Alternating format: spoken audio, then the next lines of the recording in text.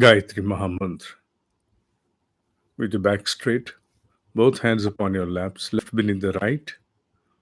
Om Bhurabhuvah Swaha Tatsaviturvarenyam Bhargo Devasya Dhimahi Dhiyo Yona Prachodayat. Invocation of the Divine Master Adiguru Muni Vedvyas. Guru Brahma, Guru Vishnu, Guru Deva Maheshwara, Guru Deva Sakshat Par Brahma, Tasmai Shri Guruve Namah, Akhanda Mandalakaram, Vyaptam Yena Characharam, Tadpadam Darshitam Yena, Tasmai Shri Guruve Namah, Om Shri Guruve Namah. व्यासरूपेण आवाहयामि स्थापयामि ध्यायामि पूजयामि ततो नमस्कारं करोमि.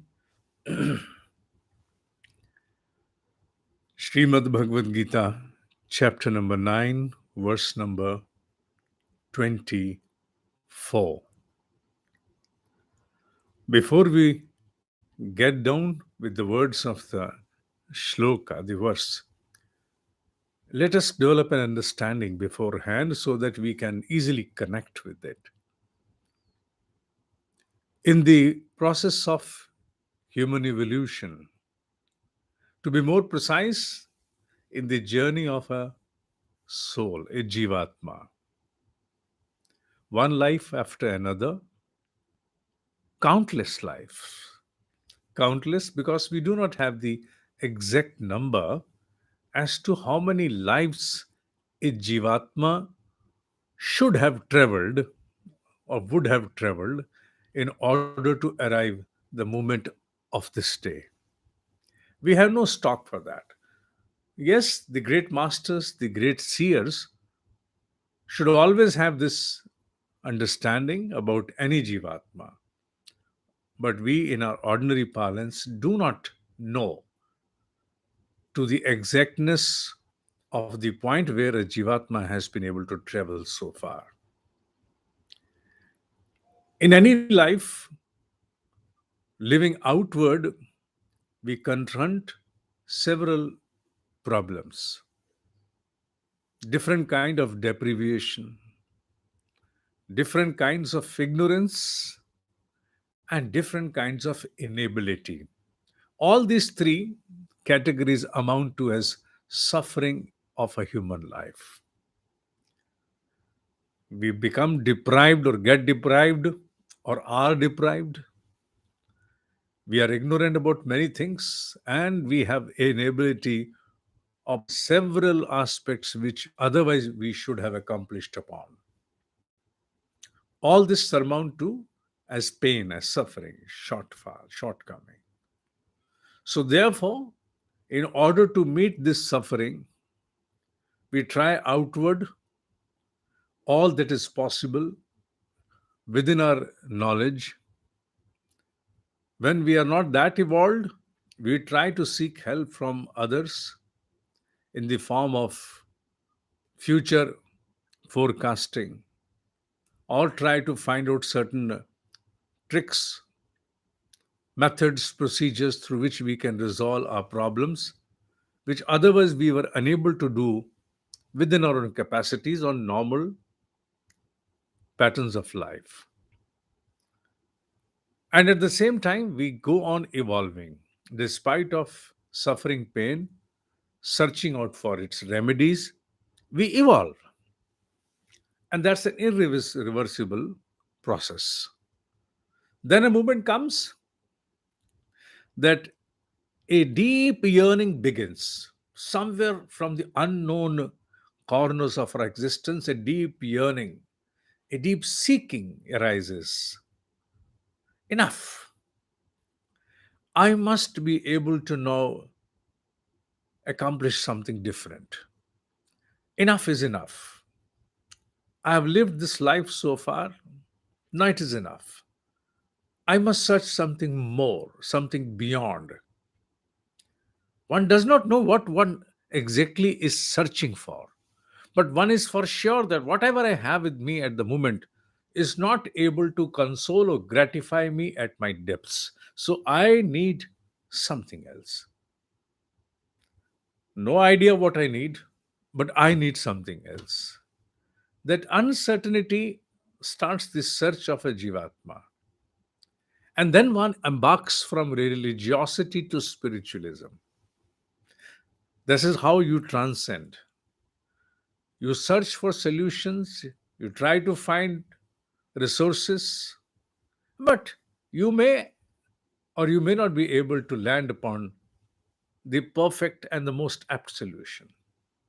But your search goes on. And that pain is such which keeps arising despite of everything going normal in your life. You're not able to console yourself, you're not able to overcome that pain. It may happen that during moments of your busy schedules in life, that pain may cease to surface, but it does not perish. It's very much there. It is an insatiable pain which will find the first opportunity to surface before you when you're not into the moments of intense engagement outward. And then a time comes gradually. Before I go on, the time comes gradually. I must mention the deprivation, ignorance, and inability, they accompany you, accompany all of us. And we keep searching for solutions. And now comes the moment when we try to find certain spiritual solutions to them, whereby one would suggest or recommend us about certain kind of austerity and discipline in the form of anushtan. Why don't you observe an anushtan for next 40 days under these very disciplines? Observe austerity, don't do this, go for some sanyam, abstinence. And apart from abstention, you also have to generate energy which can incinerate those impediments which have come before you as karmic bondage in the form of suffering in your outward life. You should start incantation of Gayatri Japa, Mahamrutyunjay Mantra Japa, or this Japa or that Japa, and you accept it and you try to overcome that suffering which you are confronting at that moment of time. Not only for yourself, but also when you find the closest ones under some pain, some distress, you try to resolve it by observance of such remedial measures of spiritual realm. And you go on doing that. Yet you're not able to overcome that pain that keeps arising every now and then. I should be searching something different. Now it is moment that I should go beyond. Enough is enough. You still do not understand what is to be done. And what exactly do I need? Yes, of course, it is an inner calling whereby now you have to arrive to the point where the journey towards the only and the true substance starts. Substance? Yes, I've taken this word, although it is beyond substance, but yes, let us accept it as substance. What is it, substance? The true existential entity within, Jivatma. That is the substance that I've termed, not in the material form. I must search some substance of mine. And the question which at that moment allures you is, who am I? You don't know who you are. You know who you are outward as an adopted recognition for that life in the form of name, identification, qualification, network, etc. But you are not satisfied with that. Such recognition or identification is still accompanying the pain. So you want to know something beyond. Who am I? This question, who am I? This reinforces the pain that now it is irreversible and now the journey has begun to search the true substance. Who am I? Till then, yes, not only till then, but even after that, whenever you are in some pain or suffering, you will still propitiate one God or the other. For wealth, there is a different God. For knowledge, there is a different one. For maybe trying to remove certain obstacles in life, there is a different one. So, to ward off one or the other kind of negativity, you try to find the exact solution in form of a deity or its corresponding mantra. That continues. That continues. That does not cease. But yet it accompanies that pain when you have evolved, when the good deeds of your past life have now fructified, that you are in a deep pain of its true form. Not the pain in the form of suffering from this present life, but the pain which is the purpose of your manifestation, that you must now return back to your origin, Atmano Moksharth. You're still in ambiguity, you're not very clear. There are a lot many dichotomies that keep coming to your way. This or that, this keeps on. You remain tossed between this or that. And the journey moves on. Then a day arrives when nothing of any kind that is from the outward pain shall be able to stall your inner quest, your inner pain. You will overcome your deprivation at the state of your mind. You will be able to overcome the ignorance which you may be confronting for any shortfall towards outward response. You may be able to overcome any kind of inability towards your outward life. And overcoming all of these three kinds of suffering, you still want to now merely serve your inner pain. Who am I? I must know that. I have been listening to this since my childhood, that I am a tiny God. There resides a tiny God within me. That all pervasive has its signatures within me. Where are they? If there is a God within me, then where is it? I must be able to ascertain its exactness. Or is it merely the words of fallacy to somehow confuse and deflect us from the main subject? No. Then you don't stop. Then you get into yourself. The problems of life do not evaporate, they stay, they remain. Because the normal life, ordinary life, the life outward is governed by different principles. They shall not undergo any mutation just for your sake. They will remain the way they are. And still, within that situation which is immutable, you have now evolved as a being who is now only in search of something which is higher. These mundane aspects of life outward are no more going to either allure or stall your inner journey.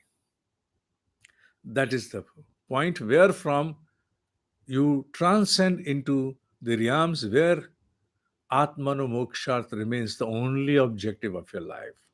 Once you ascertain and then are upon that substance of Atmano Moksharth, then you don't need God in different forms and faces with different mantra, with its distinctions.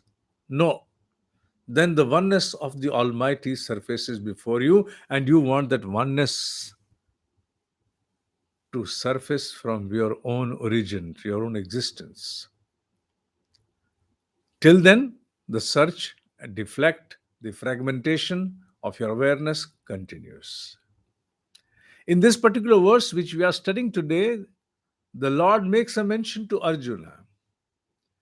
Any kind of suffering that you confront, in order to remove that, you perform different kinds of sacrifices. You offer oblations to different gods. But remember, all of these oblations, those sacrifices, I am the only recipient of them. I, which means the oneness, I am the recipient. Because I am the Lord who has triggered this entire creation in its present form. There is no second to it.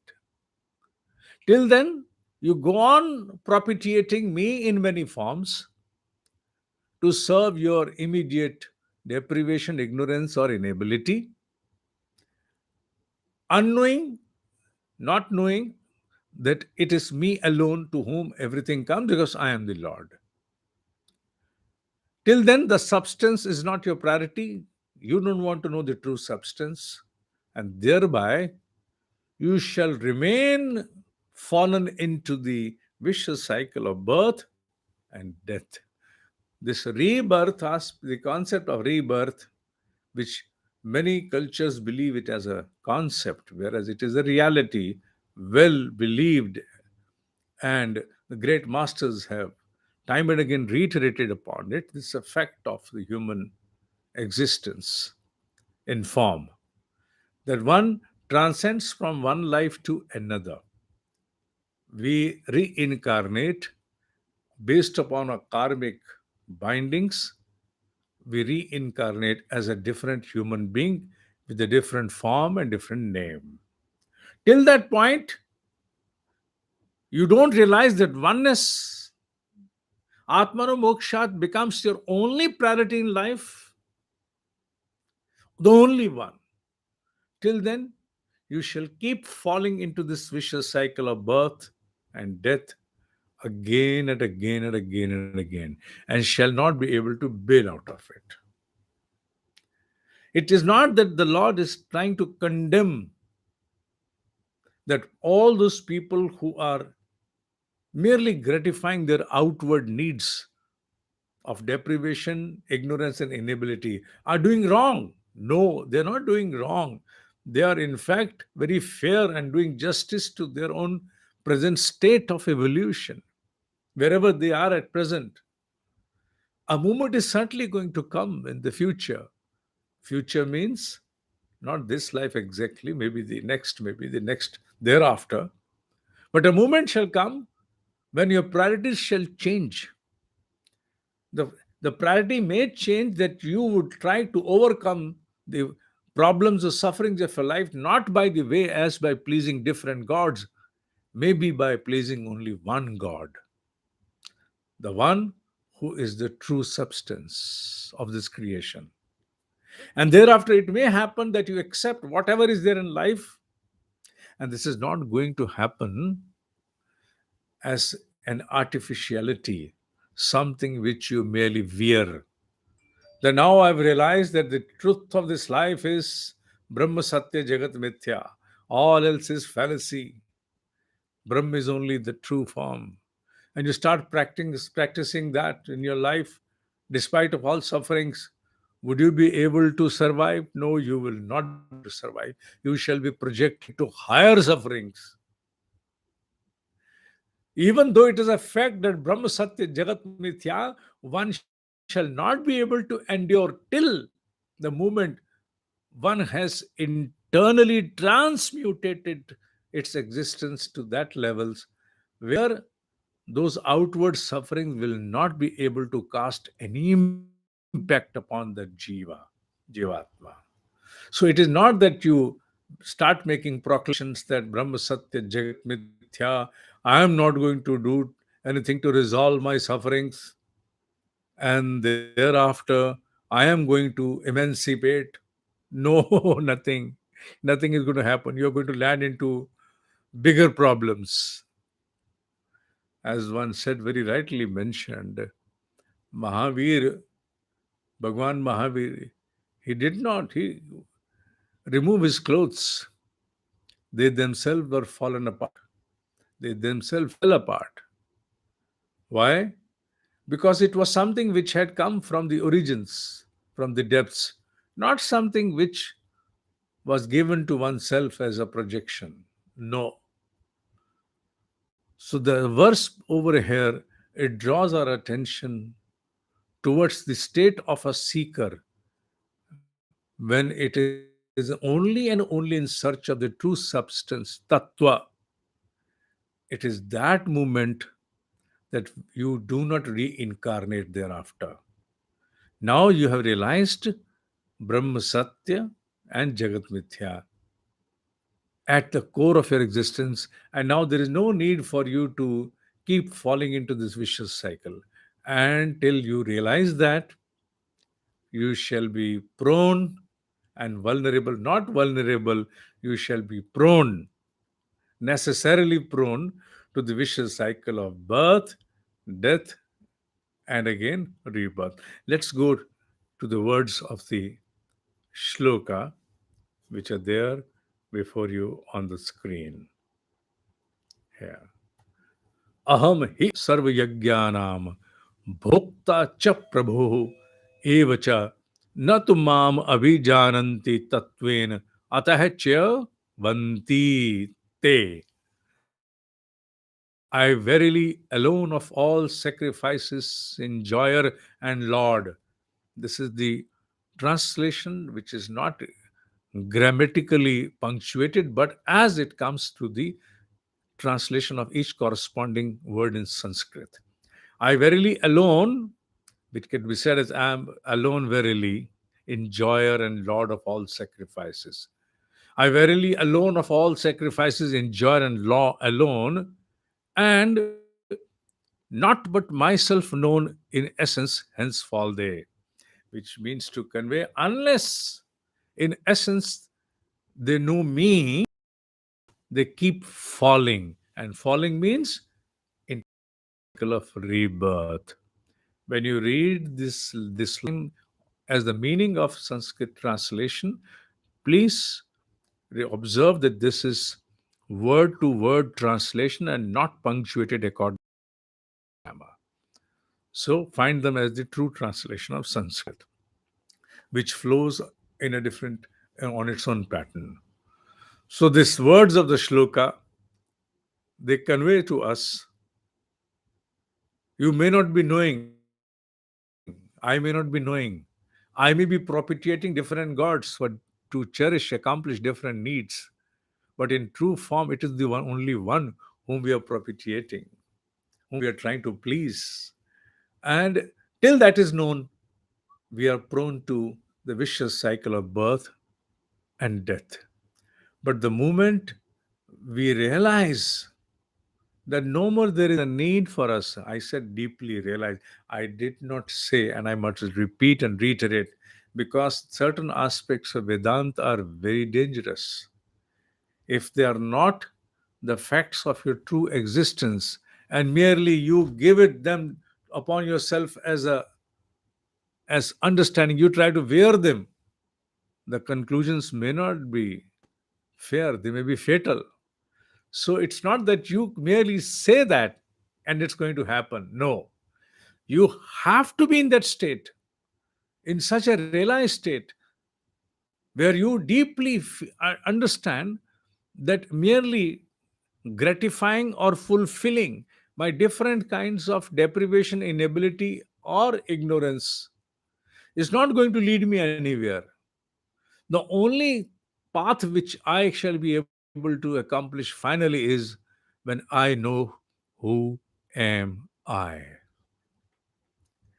As a seeker, when we make ourselves aware about such an understanding, we not only realize about our own present state of evolution, but we also firmly understand that this is the path we have to actually tread upon. Let my deeper understanding at my depths undergo such a transmutation where no outward suffering shall bother me, and my own inner bliss is adequate enough for me to survive and go beyond the vicious cycle life and death. And this is not a matter of words, not a matter of words. It is not something which you will artificially wear. This is not that one can live as a hypocrite. Living these words as a hypocrite are going to bring larger sufferings. Let me add this premonition again. It has to be from your deeper depths. Till then, it is very just, it is absolutely just of you to continue propitiating God in order to fulfill your different aspects of deprivation, ignorance, and inability. This was all in this particular class. More to come in the next class. Till then, Om ही सत्य है, ओम ही सत्य है, ओम ही सत्य है.